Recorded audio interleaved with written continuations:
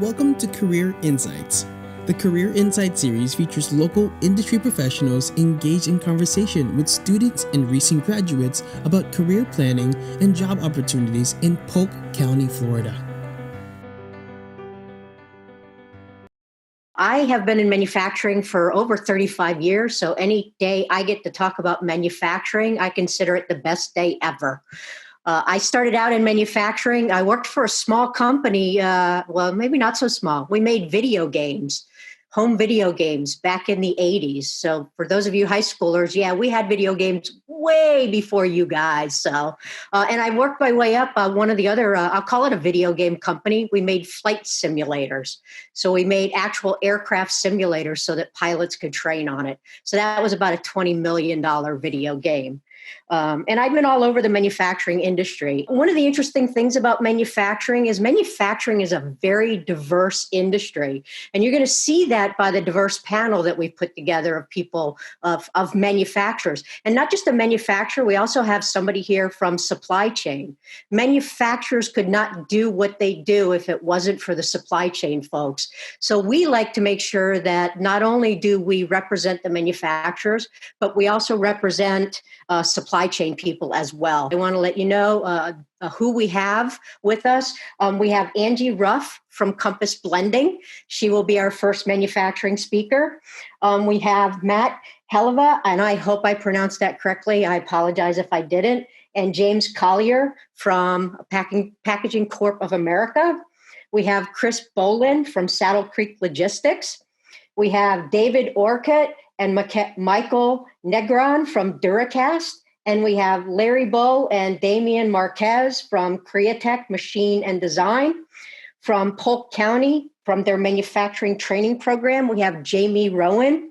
And from the supply chain program, we have Susan Watley and Carrie Shapiro. Matt is on from PCA. My name is Matt Heleva. I'm the plant manager with PCA Winter Haven, otherwise known as Packaging Corporation of America. A little bit about the background of PCA. We're a very large manufacturing company of corrugated packaging. So in other words, we make boxes for various different customers, from Amazon to a lot of the e-commerce. Primarily, that's what PCA and a lot of other plants are getting into. What we're known for in Winter Haven is we do a lot of the produce. So basically everything and anything that grows out of the ground here around Central Florida and a little bit up into the Georgia area, we provide packaging for. So, some of our customers are Duda. It does a lot of celery, vegetables, Driscoll's strawberries, which a lot of people are probably familiar with. Wish Farms.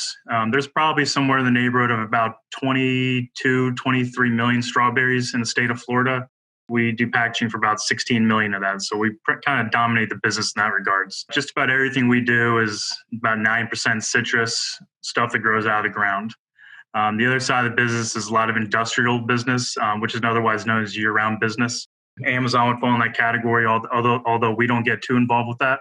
But as a whole, PCA does various different types of packaging, whether it's brown boxes, 4-color, litho, laminator, high-end graphics printing, packaging.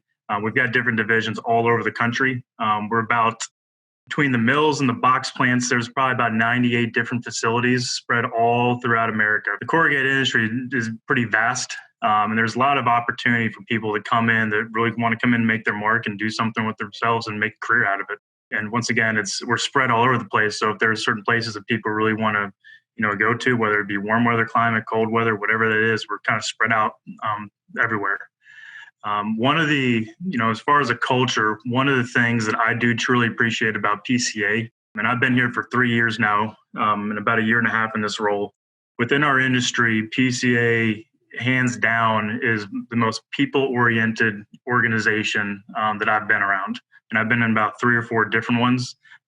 They truly mean what they say about being a people-first organization. They do care about work-life balance. They do care about people's career paths and what you want to do.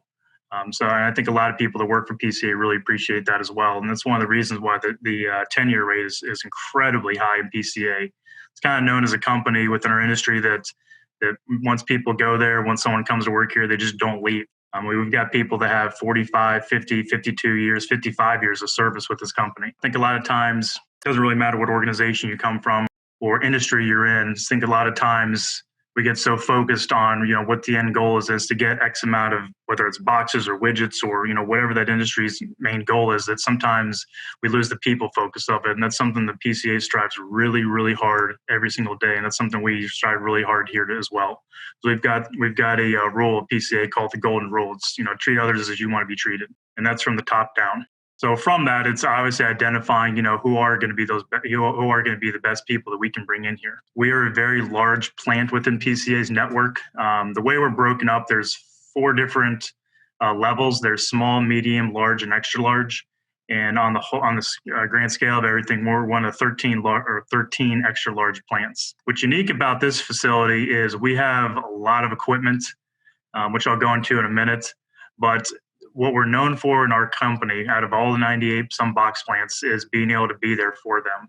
So our industry gets incredibly, incredibly busy, but we're one of the ones that we can really absorb a lot of one of our sister companies' plants work.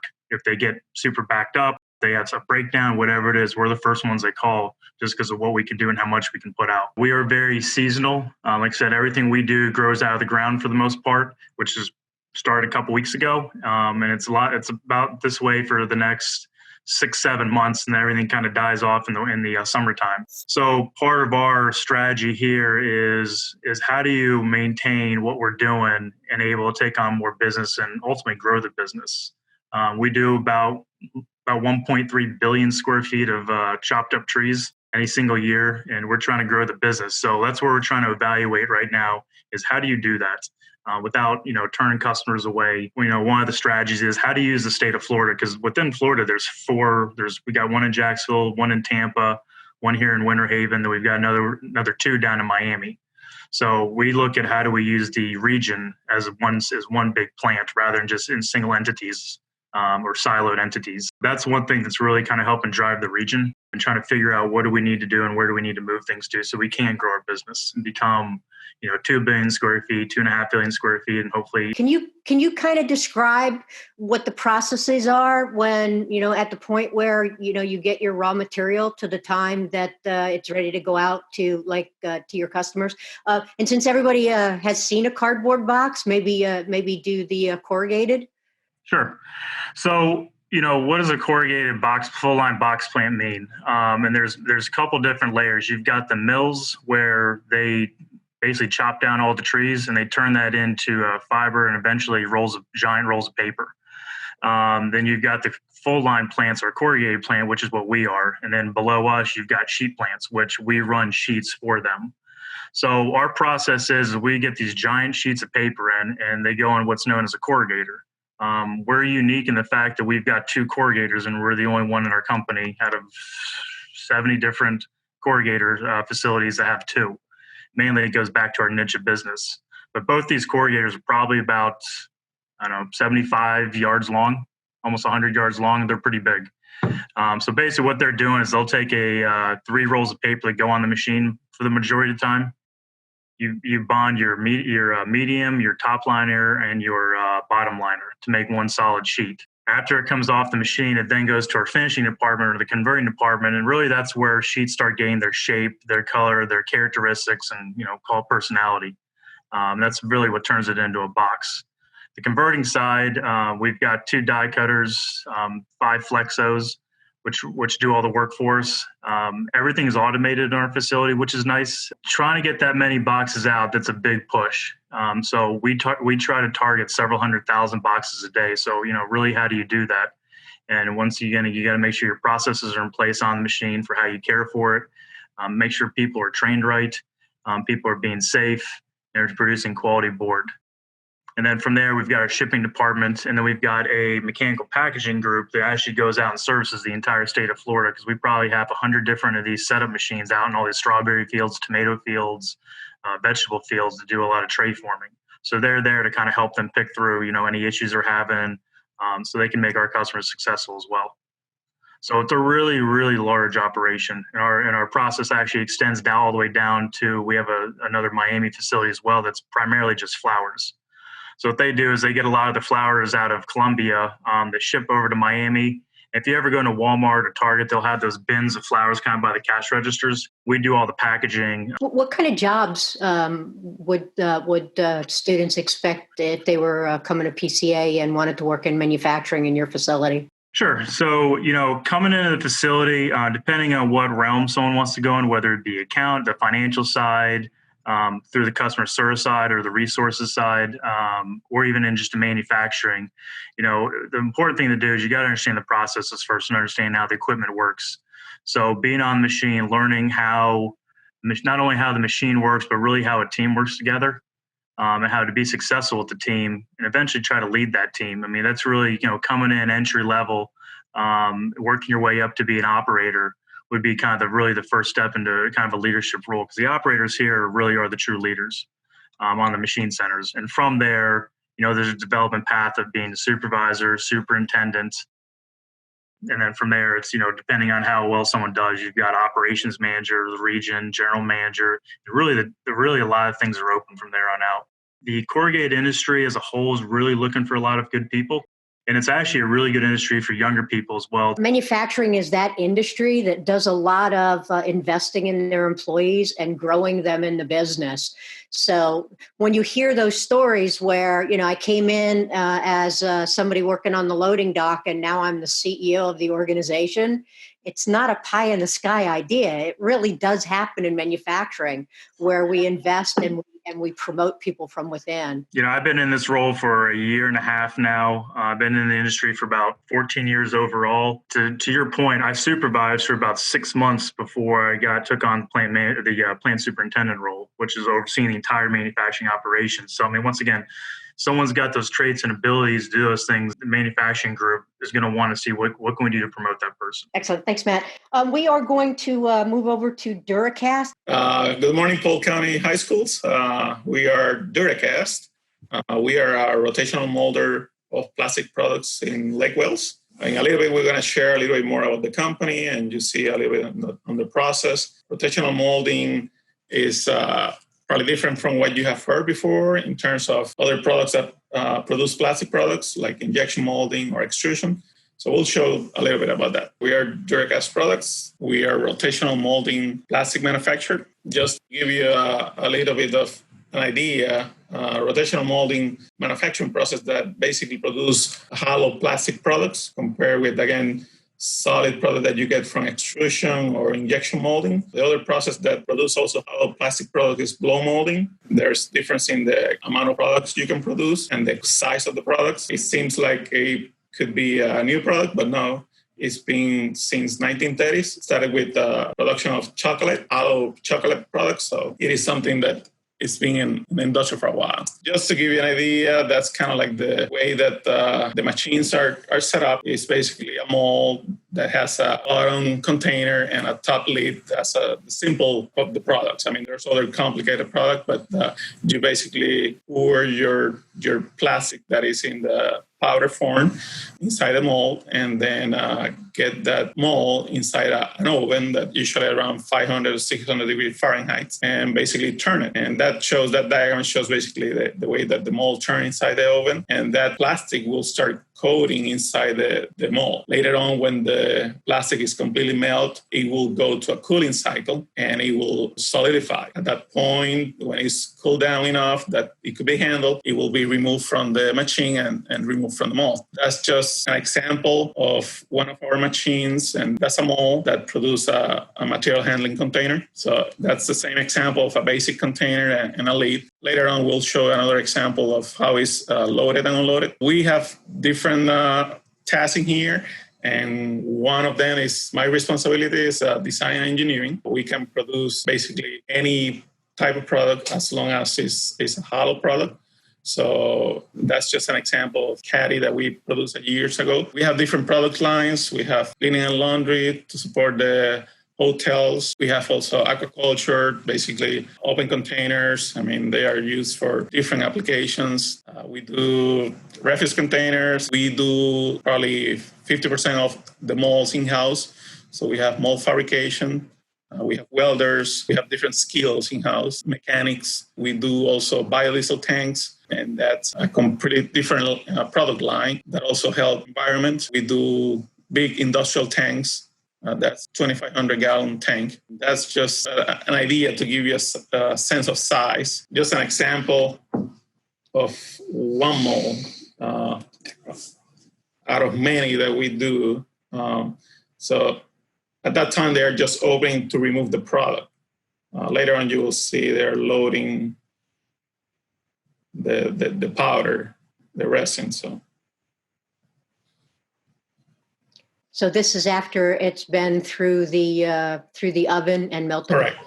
Correct. Yeah. So yeah, it was kind of backwards, I guess. And that looks like it's a plastic, almost like a plastic brick that interconnects. Correct. It's going to be used later on in different projects for landscaping and even retention walls. It's a way of reducing costs and do easy installations, temporary installations. So that's where they dump the raw plastic in there in powder form? Correct. That was the polyethylene in powder form. And it will show you the brick again a little bit. So it's almost like a Lego system. So it will be stacked different designs and you can create your own designs on the plastic walls. So that's basically a second mold, same thing. But I mean, it shows you there's different disciplines in there. I mean, designing the mold, fabricating the mold, and you're trying to do this as efficient as possible. So there's a lot of thoughts that. So you almost have to design the mold as a mirror image of the part that you want to get. Correct. So not only does it take some engineering, you have to have some creativity as well, I would imagine. Yes, I mean, some of the products, I mean, we do a lot of industrial products that probably doesn't need that aesthetics, but some products, they're going to be retail and you need to have that, yes. This is a project that came to Duracast, and it's a neat one because I think a lot of people can relate to it. This gentleman owned a transportation business down in Fort Lauderdale. Unbeknownst to us, his father-in-law owned the Miami Dolphins and the stadium at the time. He wanted to change this model here that everybody's used to seeing out on the beaches and turn it into the shape of a football helmet. He came to us with some bar napkin scratches. This is actually the customer's bar napkin scratches. And he said, I want to make a football helmet to be able to move people from the parking lot to the front of the stadium during the Super Bowl. So this is a neat little project. And this is Mike's work here with Solid Edge, SolidWorks, AutoCAD, and all the major softwares. With the customer, we make designs, we make the actual tool itself. So many different renditions, versions, the customer going back and forth. And you can see the work here. This ultimately was the final design and look at the end of the day for the project. With our tools, you have to have a wooden pattern, and this is the wooden pattern for us to make the aluminum cast tool. So down on the bottom right, you can actually see the customer sitting in the tool, in the wooden plug, armrests. They're looking at the armrest, cup holders, stepping on the mouth guard, and these are the parts that Duracast are going to manufacture. These are the tools that came in from those wooden plugs. To date, it's the largest tool that Duracast has manufactured dollar-wise. We then, from there, you can see we transferred from his normal rickshaw that everybody's used to seeing to, you step on the mouth guard, you step up into the rickshaw. You can see on the top there where the gentleman is, seat and all of that. Then this was his ride. If you look at the tail end, it's the Miami Dolphins corporate helicopter that landed on the back of our property. While we were working with the customer, the pilot was giving tours of the helicopter to all my employees that day. It's neat what we get to do. This is the final product down in the Dolphins during the Super Bowl, and I believe he still uses these today. So it's a wide variety of customers we get to play with and deal with. So. Excellent. Very, very cool. Very cool.